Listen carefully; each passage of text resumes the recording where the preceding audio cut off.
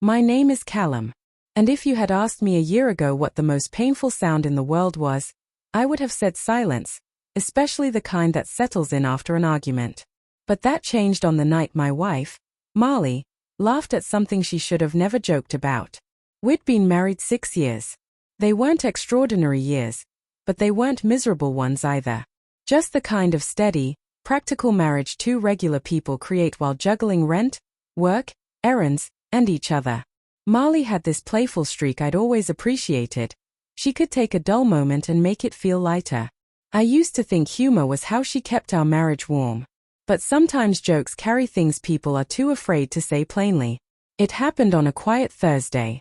We had just come home from dinner with friends, the usual kind where everyone drinks a little too much, tells the same old stories, and pretends they aren't comparing their lives to everyone else's. I was doing the dishes while Marley scrolled through her phone at the kitchen island. The pendant lights gave her face a soft glow. She looked peaceful. "Remember when we used to stay out late during the week?" she said. "Back when we actually had energy." I chuckled. "We're just getting older. That's all." She shrugged. "Maybe you are. Still harmless. Still light." Then, without looking up from her phone, she said, "My ex used to call me at midnight just to pull me out for ice cream. He had so much energy." She paused and let out this soft laugh, one I hadn't heard from her in a long time. "He was definitely bigger than you." The words seemed to drift across the kitchen, slow and sharp, before crashing right in front of me. I froze. Marley didn't even glance up. She kept scrolling, still smiling at whatever memory she thought she was being clever about. Some men yell. Some slam doors. Some make noise because they don't know what else to do with the hurt. Me? I went utterly still. Not angry. Not jealous. Just clear. Because jokes have boundaries. They have meaning. And the moment she said that, I realized she wasn't joking. She was comparing. Comparisons always come from somewhere. "Marley," I said quietly, turning off the tap. "Say that again." She finally looked up, her smile fading. "Oh, come on, Kel. Don't be dramatic. It was just a joke." "Say it again," I repeated. "But look me in the eyes this time." She rolled her eyes. "Seriously? You know I didn't mean anything by it." I dried my hands slowly and let myself breathe. "I'm going to ask you something," I said. "And I want the truth. Not the version that's meant to keep the peace." She shifted in her chair. "Okay. Why did you say that?" She scoffed. "Because you're being sensitive. It was just a joke. Couples tease each other." "No," I said. "People tease about dishes, or snoring, or leaving socks everywhere. They don't tease by belittling their partner. Not unless there's something behind it." She hesitated. And in that small, revealing silence, something inside me shifted. The trusting version of me stepped back, and a colder, more observant version stepped forward. "I didn't mean it like that," she muttered. "It just slipped out. I wasn't thinking." "That's the thing," I said quietly. "The things that slip out are usually the truths we're trying to hide." Her face tightened. "What? You think I'm secretly fantasizing about my ex? Grow up." I nodded slowly, not because I believed her, but because I'd just learned something important. She wasn't sorry. She was irritated that I challenged her. That was its own answer. "You know," I said, "I've always believed respect dies long before love does. And tonight, you proved that." She stared at me. "What's that supposed to mean?" "It means you don't say something like that to someone you respect." Her mouth opened, then closed. "Callum, you're overreacting." "No," I said. "I'm finally paying attention." The air felt heavier. Marley must have felt the change too, because for the first time in our marriage, I wasn't trying to smooth things over. I wasn't trying to win a fight. I was trying to understand the truth, and her joke had stripped away whatever innocence was left in what we had. "Can we just forget this and go to bed?" she asked softly. I looked at her, realizing I didn't want to. "Not tonight." I stepped closer, keeping my voice calm. Too calm. "Marley, I've spent years trusting you. Loving you. believing in us. And tonight, you chose a joke over honesty. For a moment, something flickered in her eyes, guilt, or fear, or both. It wasn't like that, she whispered. I shook my head. It doesn't matter how you meant it. What matters is what it showed me. Words that cut like that don't come from nowhere. She shrank a little at the evenness in my tone, as though I'd become someone unfamiliar. And the truth was, I had. The old version of me, the easygoing one who let little hurts slide, wasn't here anymore. I've ignored little digs before, I said. Small things. Teasing comments that stung. I brushed them off because I believed in the woman I married. But this? This wasn't small. This was a line. And you crossed it.